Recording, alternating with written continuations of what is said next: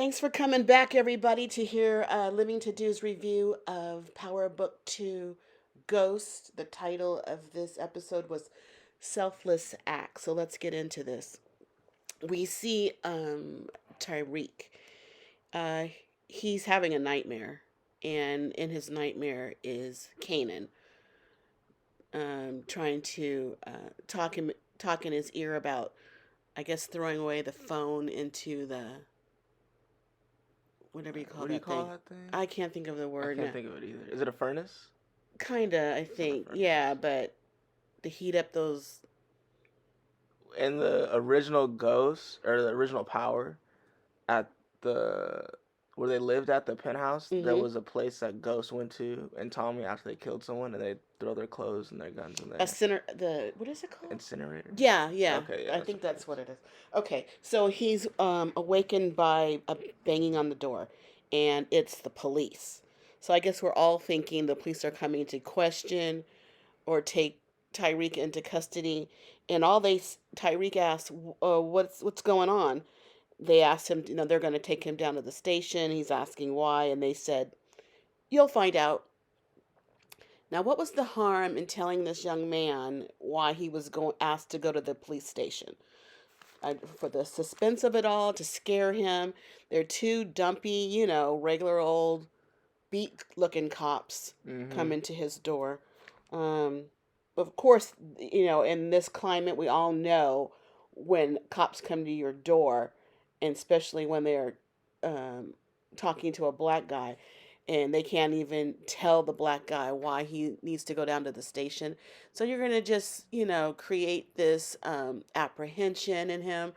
They know what they're doing. I mean, It's horrible. It's we, gross, it's yeah, actually. it's just awful. But anyway, so they take him down to the station, or they take him away. The next scene we see Yeah. Simon meet with Tate. Simon was from seasons past. Yeah. Yeah. They're talking some business still. Tate tells him that he wants to take down Sweeney's seat. Um, he knows he's Sweeney. Or Simon offers some information to Tate that he's friends with the Westons, and he kind of leaves it at that. So we know more to come on that. So we get down to the police station where Tyreek is, and he finds out that his grandmother was arrested on a DWI. Um, so she's taken into custody, and poor little Yes. Yaz is taken by Child Protective Services. And when he's down there, Sachs comes through because Zeke's lawyer is Davis, but Davis's employee is Tariq. his employee is Sachs. So Davis tells Sachs to deal with it. So that's why Sachs is in the police station. That surprises Tariq because Tariq didn't know that, Sachs, the guy he dealt with in court against his mother, is now an employee of Davis's. So this is what the first time that Tyreek is aware of this. So now Tyreek is supposed to trust Sachs to get his grandmother out. He gives him, he tells him that he made it. I guess he knows somebody, but he's able to get Tyreek to speak with his grandmother. That was supposed to be something. To get like a ticket or something, Yeah. so she wouldn't have to Well, sit. first of all, he gets to meet with her. The fact that she's in processing, so he gets to meet, goes to the jail cell. That doesn't normally happen where you're in jail and someone opens the jail door to have someone talk, your friends or family to talk to you. So Mm-hmm. anyway, he meets with grandma. Grandma explains that um, Jazz was at a sleepover. I guess Yes. she got a call to come get Jazz, and she wasn't prepared for that because she thought she had an evening off so she can do her drinking. And so she gets the call. She has to go get the girl, and in that, I guess she gets over there okay, because when she's arrested, Jazz is in the car. So that's why Jazz is taken to Child Protective Services. So if Grandma was in the car by herself and Jazz could call her Yeah. brother to come get her, that Child Protective Services wouldn't be involved in this family issue. So anyway, Grandma looks good. She's 62 years old, but she's in there in the slammer for what she's done. So Poor Jazz has to go to foster care for at least one night until Grandma is seen in court. So, next scene we see Mecca. We're in Mecca's house. Nice house. Drug dealers typically have nice houses like that. And Mecca is talking to Kane. Mecca has a question for Kane. He wants to know, who are you trying to impress? Because when Mecca had Kane over at his airplane hangar and he had that guy he apprehended from the shootout, and Kane broke his neck the way he did. Kane broke his neck the way he did. He was being a tough guy.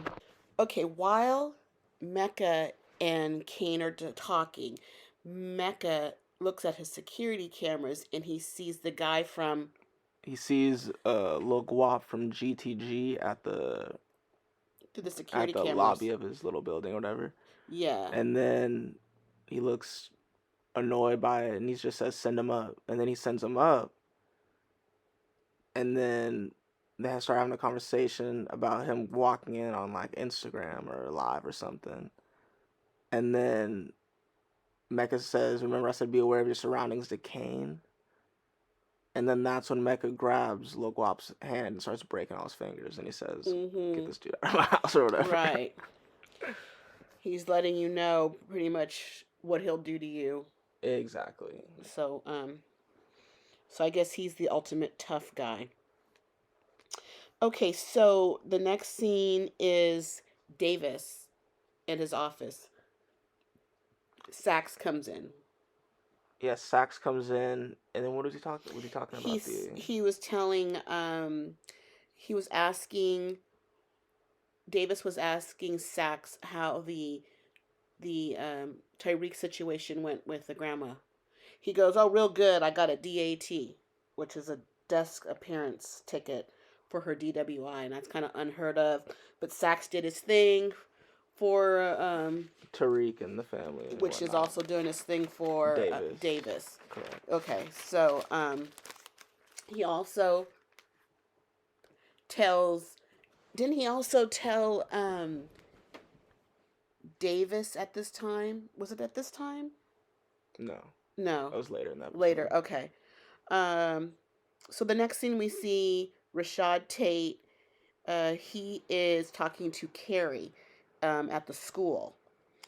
And he wants to tell her that they will be co-teaching the ethics course. That's going to be something later because he seems interested in Carrie. She's a nice-looking woman. She seems to dismiss him on the onset. I don't know if she seems like she must know of him and his character because she dismisses him quite quickly. Correct. The next scene, we have the detective.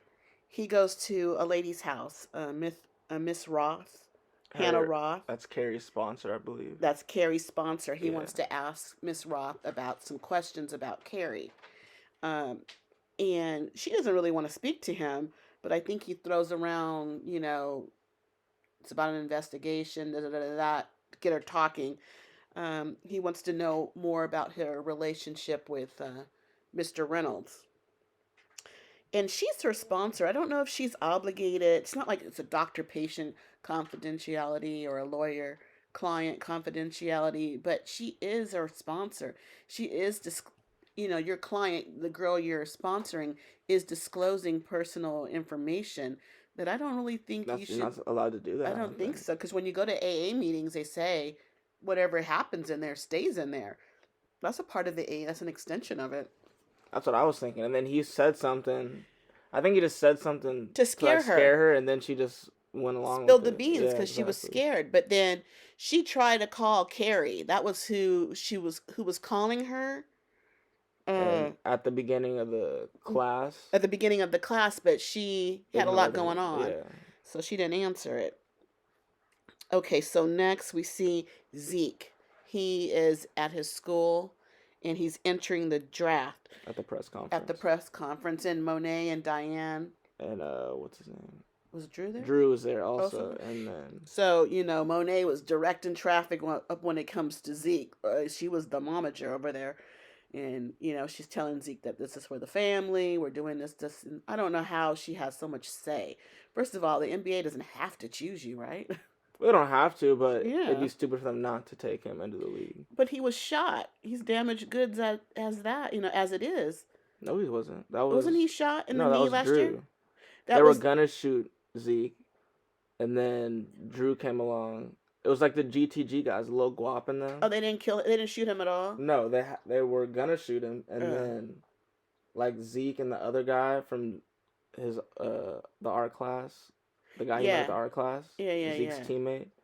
They were at the club or something, and then they left the club for something, and then they saw Zeke, And he took the and they were about bullet. to shoot Zeke in the knee or something, and Okay, then yeah, okay. That's what was he rehabbing? Was Zeke rehabbing some injury? Has he been doing that, or is it just no, mental issue? he messed up something last season. I don't know what it Oh, was. okay.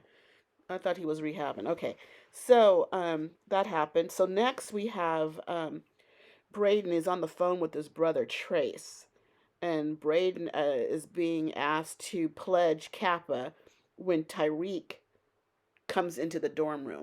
So Braden and Tyreek are in the dorm room where they discuss product. And Tyreek asked Braden what he did with the product. Braden said that he moved the product to his parents' garage that is located in Uptown. And what did he say about the security system there? Braden's mentioned how he moved it there because that location was super secure, more like the White House or similar to the White House. It'll be interesting later in this episode. Okay, so the next scene, Monet's at her business where her windows were shot through, and she has the repairman there to look at them. Uh, and he's looking at some in the back. I think she thinks she's getting played with the price. He sends the man to the back, and she hears a song. The song is "Can You Stand the Rain" by New Edition. It's playing. It seems to trigger Monet because she goes to the window to see who's playing that song, and we see a old red Trans Am car going by her place of business with that music blasting out of the car. Okay. And later, right then, Diane interrupts her. She's showing Monet the laptop where she has the figures about the business. I guess the cost of doing business. I think it was about. Was it about the windows itself? I think it was about the windows and the income from the bar that Oh, the they were income from gonna them. You're expect. right. Okay. And Diane shows this tablet to Monet. I guess there's some program on it that she can mash some numbers together for her figures. And she asks Monet if she could go to school for that. She thinks she'll be more beneficial to the family, getting an MBA or whatnot, in helping in the business of Zeke, because 60% of NBA players who, after leaving the league, lose their money. And she thinks, this is one way to be an asset to the family. Correct. Okay. Next scene. Okay, the next scene was actually where Hannah, the sponsor, called Carrie while she was in class with Tate. And Tate is getting ready to speak to the class. And the first thing he says pretty much is, as he's introducing himself to the class, he's telling them that they can follow him on Twitter. Yeah. And Carrie just cuts him off or just starts teaching. I love that. Okay, so the next scene is Zeke and Drew. They're talking in the gym, and some man comes up, Ray Rubin. He interrupts them talking. He hands Zeke a card. I think he might be a financial guy or something, Gonna uh, help him navigate which team is best for him. and probably other business dealings. So that was a short meet up. He hands him his card and he leaves. So I'm sure more to come on that. After that, Tate meets with Tyreek. Um, Tyreek, or actually Tate wants to know if Tyreek knows any Westons, um, I'm sure that's going to be a whole story that will unravel this season because he doesn't even know that Tariq has possible dirt on Sweeney, which will be very helpful to Tate. So we're just seeing the beginnings of that. And Tay will also probably be able to help him get Yaz back from the system. They'll be working with one another. Correct. And of course, Tyreek's in the middle because he's going to play Tate. He's going to play Sweeney. He's going to play Davis. He's going to play Sax. He's going to play Carrie. He's going to play everybody. And Monet. So when the detective calls him out, I think that's when the detective calls Tyreek. He wants to speak to him about Reynolds. So Tyreek meets with him. I think he talks to. Does he talk to him or be meet in person? And he tells Tyreek tells Detective Kevin Whitman that Carrie had a fight, a blow up with Mr. Reynolds at a dinner. This happened last year at Lauren's house. Correct. And he tells the detective, you can ask Lauren. She can confirm that. It looks good for Zeke to get the attention off his back. Tariq to get the attention off his back and put it on Carrie's. Correct. At least to stall some time so he can think of his next move. Okay, the next scene we see Effie. She's at her dorm room or apartment making out with some girl when Braden comes knocking on the door. She pretty much kicks him out. But right away, Braden leaves, but gets a call from Effie. I guess somebody stepped on the product, she said. Correct. Which means somebody tampered with it. So that happened. Okay, so after that scene is Tyreek. He's talking to Kane. He told Kane that he talked to the cops about Reynolds. Right away, Kane not you don't like that. Don't like that. Don't talk to the cops. Yeah. But I guess he tells him that did he tell me put the attention on Carrie? Mm-hmm. But he wanted it to be on Ramirez. But then Tyreek said, either way, it doesn't matter. As long as it's not on them. Correct. Who cares who takes the fall? As long as it ain't us. Mm-hmm. So, Tyreek gets a call here, which interrupts this conversation, and it's Braden. I guess when he's telling him about the product, something's with the product. So then he grabs Diane or whatever, and then they go to Effie's. Well, okay, yeah. So that comes later. In the next scene, we see Sax back at the office, I believe, with Davis. Where Sax informs Davis that his client Tyreek is in a possible association with the Jabari murder case, and he knows that from his little bed buddy that he's sleeping with, some lady in the prosecution's office. So that's where he's getting his intel from. And Davis McLean refers to her as the ops. The ops. The ops. See, girls, you're being used, and you're considered the ops. I think it's Jenny Sullivan is the prosecutor's name. Yeah, I think you're right. Okay, so the next scene, Tyreek goes to Monet to get Diane to ride to New Haven. So he gets Diane, and she's gonna go on a 2-hour ride. 3 with traffic, I think she said. It's a long time back and forth. So Diane goes. All right, moving along to the next scene, we have Effie and Braden. They're outside. It looks like one of Effie's clients has come back to her because of bad drugs. There's just sugar in the drugs or whatever. It's not what it's supposed to be. So they get in a fight with one of her clients, or one or two of her clients, regarding that. And then the next scene, we see Diane and Effie. They meet. This is the first time they see each other. They're in the same room, and they're at Effie's dorm. And basically, I guess they're kind of sizing one another up. Yeah, and then Tyreek gets in the middle of it, but then he sees Braden is all beaten up and stuff. And did he ask what happened? Did they tell him what it transpired with that fight? Effie said someone was tampering with the product or whatever, Hmm. and then I think Braden said, "Oh, we gotta tell Monet or something." Oh yeah, okay. Or who's gonna tell Monet or Who's gonna something? tell Yeah. Monet? Okay, good memory. So Diane gets back in her house. She has to sneak back in her house. And then Drew creeps down the stairs. They've been looking for you.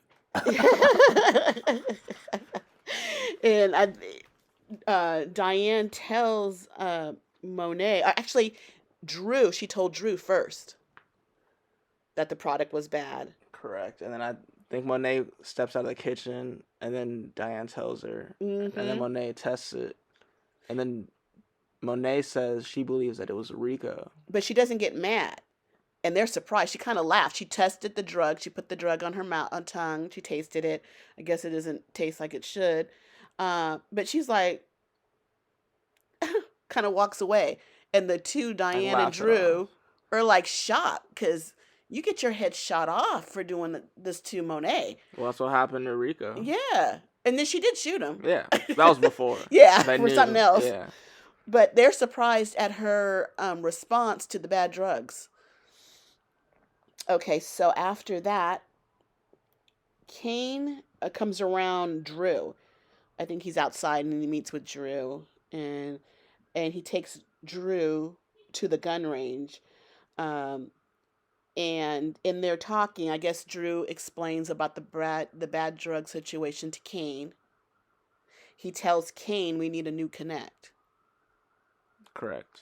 because Kane knew what he had. Well, anyway, so that's later. But so they when he's still at the gun range, he's there with a hurt arm, and so he tries to shoot with his left arm. I guess he's left-handed, He's and right-handed.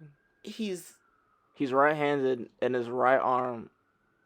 He can't use his okay. right arm Right because arm. he got She shot. got shot. So Drew's on the right shooting with his left, and Kane's on the left shooting with his right. Okay, so he's practicing, and he realized, I guess a little bit more practice, he can do it if we practice shooting with the opposite arm. Mm-hmm. So I guess that's gonna come in handy. Looks like he's gonna be shooting somebody with that left arm. Yeah. Or was it the left arm you said? Yeah. Okay. Yes, it was. Um. I think it was funny how he was practicing shooting with Zeke and Drew. Or he was practicing shooting with Zeke on the court and with Kane in the range. Oh, interesting. Yeah. Interesting. So the next scene, we have Zeke going over to Carrie's house to break up with her. Correct. So he breaks up with her. He walks out, and little does he know, the detective Kevin Whitman is across the street, witnessing Zeke leave Carrie's apartment. Next scene, He busts in the Kevin door. he barges into Carrie's apartment, asking questions. Why was Zeke here? Carrie, I guess, also lied about the timeline of the relationship she had with Jabari Reynolds, and he wants to know why she lied. Is that because at the time of his murder, Carrie was in her apartment with Zeke, and she's a teacher, so she shouldn't be up in her apartment at night with a student. And so Kevin, she tells this to Kevin Whitman, the detective.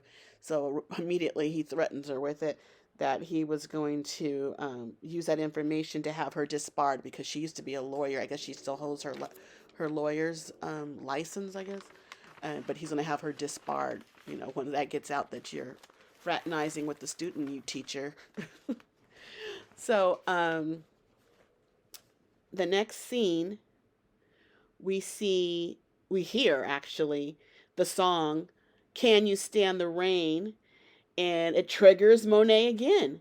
She hears that song, so it must mean something to her. So she looks out the window. She's at home, and she sees the same red Trans Am car go by, that is blaring the song um, out of the window. And when the girl hopped out of the car, it looked like the same girl that Kane was with. but I'm not sure. You can let us know in the comments. Mm, well, that girl had wild, bushy hair, didn't she? Wasn't it like natural wild? And did she go to Kane's house and that girl had straight hair? And No, why isn't it across the street? Monet went to the girl's house that Kane was at. And she lives right across the street? I don't know where. We don't know where she is. Yeah. Okay, I don't know who that girl is playing that song out the window. Um, it's really interesting that that song was played first at her business. That red car went by her business when the windows man or the maintenance guy, whoever he was giving the estimate. That was her place of business. Then she hears the song again and she sees that same car and it's parked across the street. The girl parked the car and walked into some house across the street. And when before the door opened, I thought Mecca was gonna come out because in the previous episode you saw him follow Kane to Monet's house, but it wasn't Mecca. It was a girl that got out of the car, right? So Mm-hmm. the next scene we see Monet. She looks like, I guess she's at the prison yard or wherever where you have conjugal visits because it's her anniversary with Lorenzo. Apparently, they've been married for 22 22. years, and this is how they spend, aren't they lucky, their anniversary at a prison conjugal visit. And Monet's not happy with this. This is getting old, and she wants something more. But of course, what can he do? He's limited. Like, he can't take her to 4 seasons. This Seriously. Scott has to do.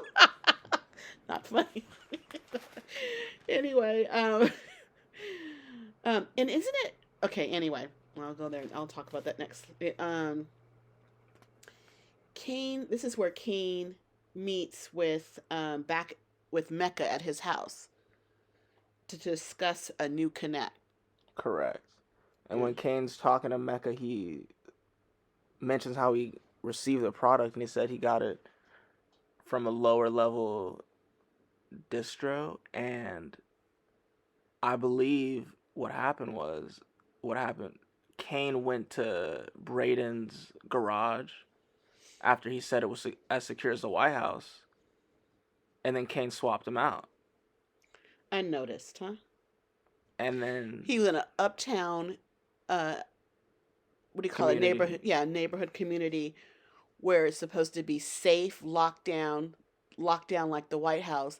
And Kane, looking like he does, just waltzes up there and swaps product unnoticed. I'm not buying that. Okay. So Kane, oh, isn't it was your lucky day? He meets with Monet. They have a talk. To I guess discuss about coming back into the fold. And that was at the girl's house that I think was playing the Yes, music. She went to his where he Where he was stays. staying at, yes. And one thing she told him is to stay away from Tyreek. He's in a different lane. But little does she know that they're involved. They're connected by murder. Yeah. They ain't going nowhere. They're locked in. They're locked in. Okay, so we have Diane going to Effie's house, back to her By herself this by time. herself. Not That with Tyreek. 2 hour drive, 3 hours with traffic. Effie decided to go. She better get a phone number to make this drive. They're probably sitting up there for who knows how long. She goes up there and she wants information about going to school and moving weight. Because Monet, she slammed that idea before. And Diane goes up there and she sees somebody's doing it. Someone's living my dream. She wants to know intel. She wants to know the inside scoop on how she does both because, moving weight is already stressful enough. I believe that Effie's going to tell Diane about the course correct, and she's going to make her own version of course correct. Yeah.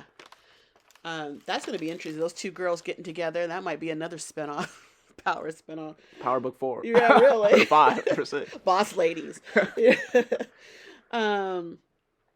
be like Keisha and Tasha.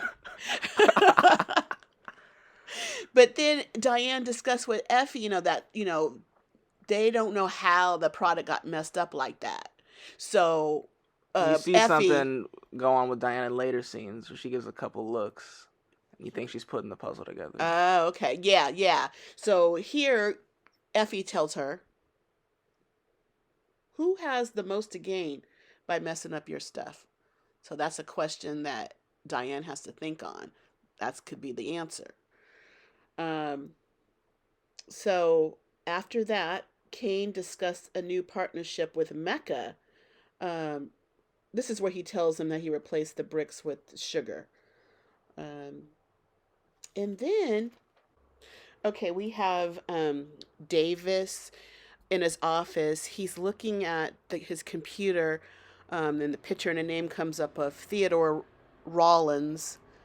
I guess that's Davis's brother, which is interesting. They don't have the same name Or close friend or close that he calls friend. his. I don't know. Yeah, we're not clear if that's his brother or just my friend. So I think more information is going to come to that because he told his brother at the time that he was going to have this guy Sachs help with the case, getting him out of jail. Um, Currently, in this situation, Sachs comes into Davis's office. Apparently, Sachs is still unaware that he'll be on this case helping his brother. So I guess that will be another interesting storyline that they're trying to start out. Uh, Next, we have Davis going over to Carrie's house, and that's where he told Carrie that she's a suspect. Did he He told Carrie? already Carrie knew she was a suspect, but he was offering to help, and then Yes, she said she didn't need help. and she didn't let him in her apartment. Correct. Okay. And next we have uh, the looks like the Kappa hazing event on the college campus, and Trace is there, and we have Braden in his underwear lined up to do whatever they're gonna do, and Tyreek's looking. He's out there too. He's not participating in that, but he's out there. I think it's a bonfire, and Tyreek is looking at his cell phone. I guess he's thinking about some things, and he throws the cell phone that we thought he put in Carrie's office desk drawer. Instead, he's at the bonfire where he throws it into the bonfire. Correct. I think in the scene before, her and Rashad are talking like at the school, saying Mm-hmm. goodnight, and then you see her open the drawer he was gonna put the phone in, but it wasn't. It wasn't there. Smart. While Tyreek is at the bonfire, Lauren's there. And they meet up and they go off together. Looks like they're on are they on a rooftop or somewhere? Yeah, I guess she knew someone who picked a lock, her brother or something, and only they know about it, or Okay. something like that. So they're sitting there talking up there. Meanwhile, Monet is having dinner with her whole family, including Kane, and Drew and Diana are surprised to see him even there. Um, but he sits down and has a meal with the family. They go back to where Lauren and Tyreek are at the rooftop and they start making out. And of course, every time poor Tyreek is making out with somebody, he gets a phone call. And so that interrupts that. And next scene, we have Kevin. He goes to Zeke's dorm room. Correct. And Zeke is with a girl. Zeke is in bed with some girl, and Kevin, the detective, snatches up Zeke, and Zeke's girlfriend snatches her phone real quick. 'Cause that's what you got to do these days when a cop tries to apprehend somebody, especially a black man. And she got the camera phone on him, and she tells him not to put a hand on him. She's filming him. She's being a good old girlfriend. And I believe in future episodes, this is gonna like be viral. Like things go viral on their campus a lot, Yeah. and then they're gonna think that Zeke did it, and he's not gonna make the league. Oh, maybe. That's interesting. Maybe so. So in the last scene, we see Monet, and she's meeting up with who? Mecca. But she don't call him Mecca. She calls him Dante.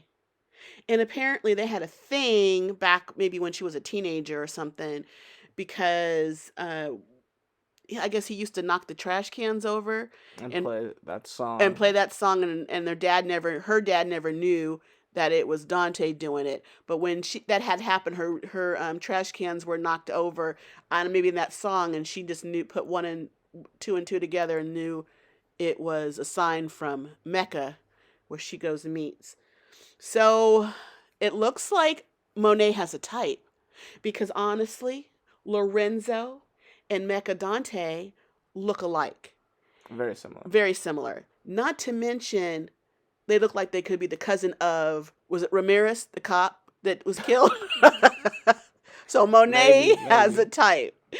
And I ain't mad at it, especially with Mecca.